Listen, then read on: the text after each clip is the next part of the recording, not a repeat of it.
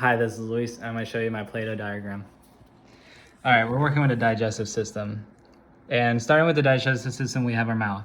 And we have the tongue, we have our teeth, and then we have our 3 salivary glands, the sublingual, the submandibular, and then the parotid glands.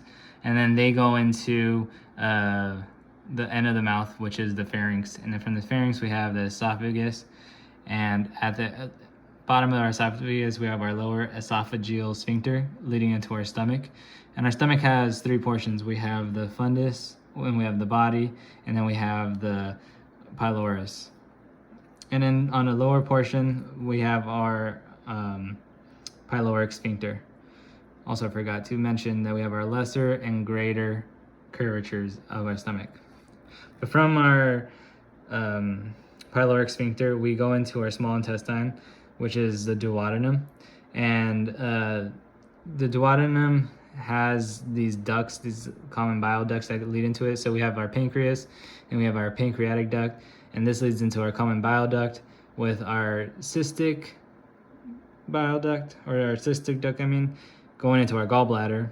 And then we also have our common hepatic duct, and they all lead together into the common bile duct, into the pancreatic duct, leading into our duodenum.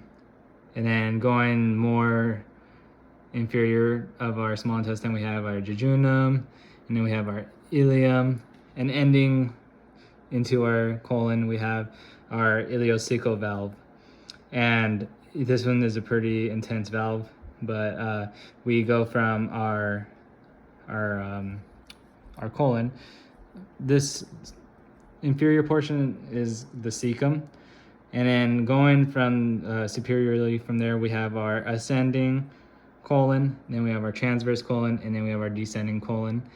And this leads into our sigmoid colon, that leads into our rectum, into the anus, and then our anal sphincter at the very end. And that is my digestive system. Almost forgot that my liver goes on top of my gallbladder. And yeah, so there we go. Yeah, we have our liver. Thank you.